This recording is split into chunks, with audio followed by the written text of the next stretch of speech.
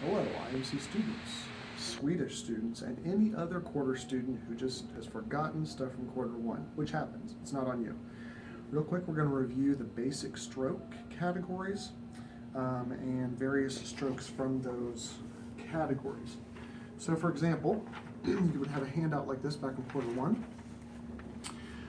We have every stroke we do can be done either superficially, just over the skin, superficial, or we can go in and we can do deeper using more body weight. And whenever we do that, we want to have our body straight like a plank. The movement comes from our legs, and we sink in.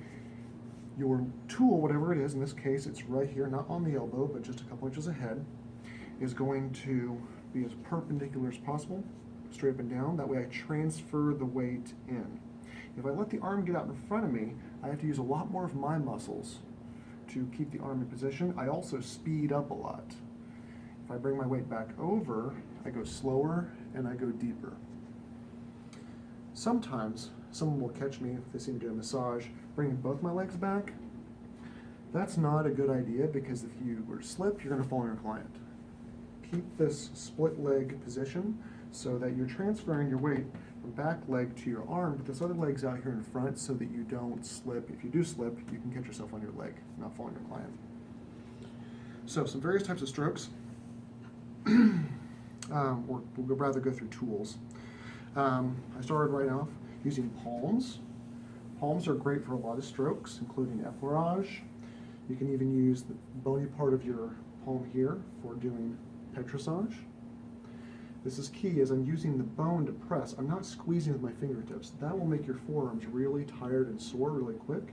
I'm using the bones here to press and turn, press and turn, press and turn. That's creating the petrissage. You can use that for slapping, any place where you're using the palm. We have fingers. I can just use fingers in specific areas. Normally I'm coming on your side of the table, but so you can see right here at the deltoid area, using fingertips to do friction at the deltoid attachment. You can use fingertips around the scapula, to glide around the scapula. Use fingertips to go up under the scapula and work the deep muscles. To do that, I place my fingertips at the scapula, my other hand here at the head of the humerus. My fingers stay while I push the scapula up over my fingers. Some people like to do the chicken wing, where they bring this client's arm up, that kind of pops the scapula and allows them to get under easier. Always be careful with that, because you don't know the client's natural range of motion and flexibility. I prefer to have a little more control by keeping my hand right here in the front. Thumbs, and fingertips, if you're using a lot of pressure, it's always best for any tool if you can support it. So I can support my fingertips by putting my fingertips down, and then I take my two middle fingers, and they cross over the nail. Nail on top of nail. The other fingers are just there for support, and that is supported fingertip position. It's used a lot more in quarter two and beyond. Supported palmar, I would just use my palm and the other, but I don't do that very often, because if I need more weight, instead I would rather go to forearm. Knuckles, when we say knuckles, we're talking about these knuckles right here, between, not like I'm making a fist, but the next segment down. I can do that just for gliding. Always make sure you're avoiding bony areas, because you never want to hit bone to bone. I can also do Russian petrissage. Notice when I'm doing that, the movement's actually coming from my knuckle area. This is one of the only strokes where the movement's not not coming from my body, it's actually coming from the movement of the hand. And that's good for superficial work. But if I want to go deeper, if somebody's got really thick, heavy traps that are really hard, I might not be able to even move the muscle with that little motion. Hers are pretty good. But if I had some with really tight ones, I can secure my elbow against my body. I'm using that same position, but now my knuckles are going to stay nice and just slightly flexed. I want them straight, or when I press, they'll tend to hyperextend.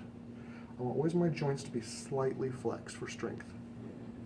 I put them against the muscle, lean in with my body weight to apply the pressure, and then I do use my legs to create the motion, create the motion, create the motion. But that's a really deep knuckle petrissage for really resistant muscles. But again, on that one, no movement at the hand.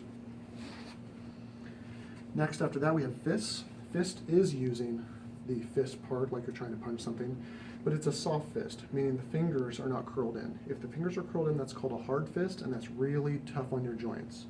So let the fingers loose. That gives it a little bit of, like it's a spring, it'll collapse rather than hurting your hand.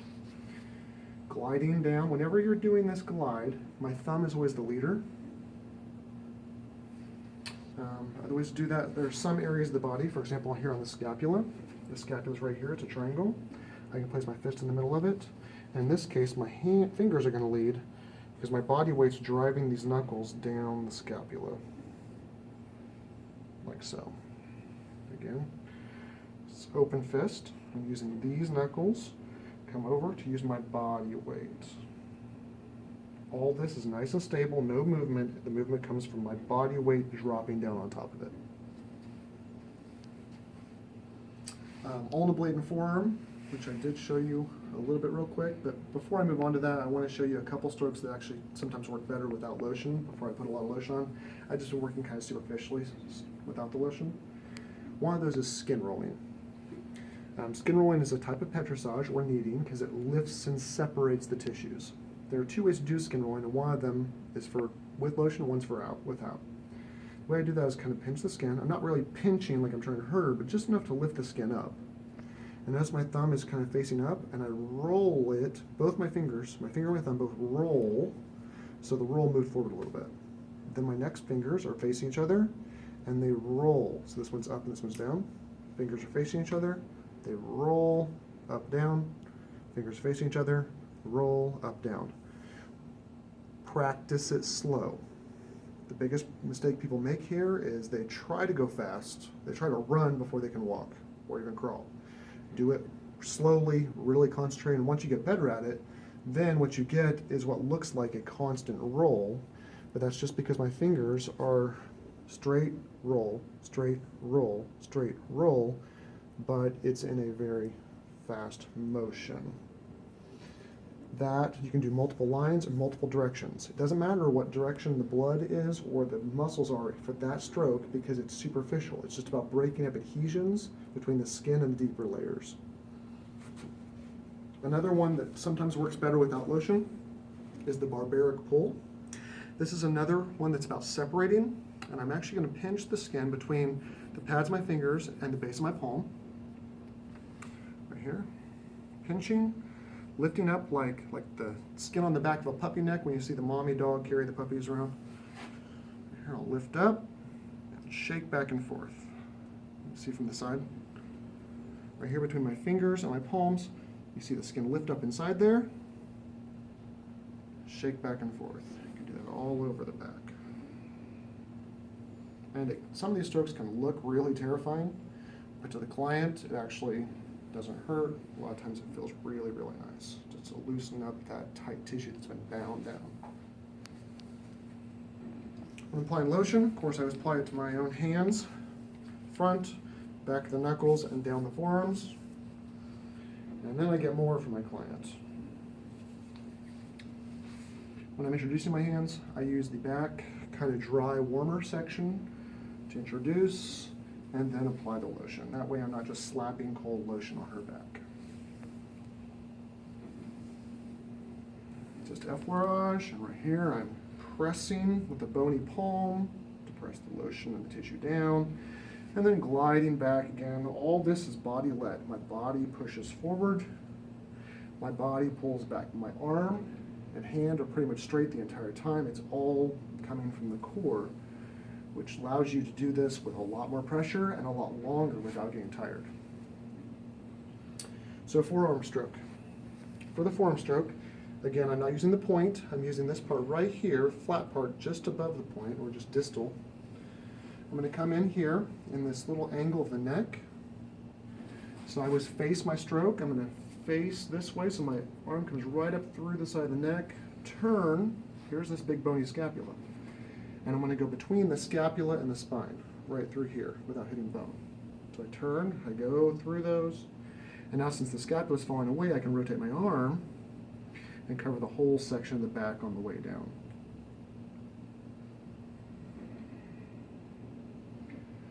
When I pull back, I lighten up and just glide back. to maintain contact.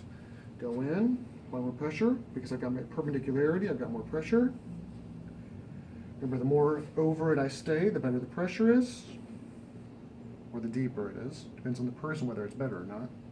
So adjust for their needs. How's that feel? Is that right? Mm-hmm. And notice when I want to go back, I get lighter, I bring my elbow away from me. That automatically makes it lighter. If I get back over it, it gets deep again. Get off of it and away from it, it gets light. It's an easy way to control that.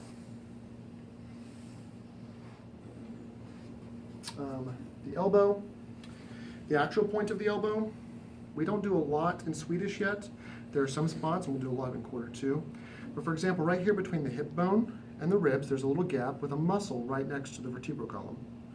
I'm going to do it over here on this side. Between the hip and the rib, there's a muscle right here and in the spine. So I can feel where there's, oh, it's thick, it's thick, it's thick, oh, then it's soft. I put my elbow right there on the soft spot, and then I push towards the vertebrae. That way I'm pushing the muscle, pinning the muscle, pinching the muscle between my elbow and the vertebral column. That's using the elbow there. I can also make that into a friction by acting like I'm trying to high-five myself. But in doing that, my elbow is grinding against that muscle, creating a friction, lengthening, warming up, and stripping that muscle.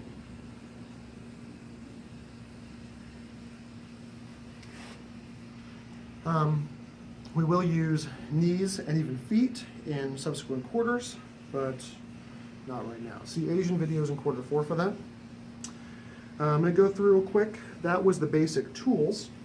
And on the next video, we'll go through and review the basic strokes with each one of those tools.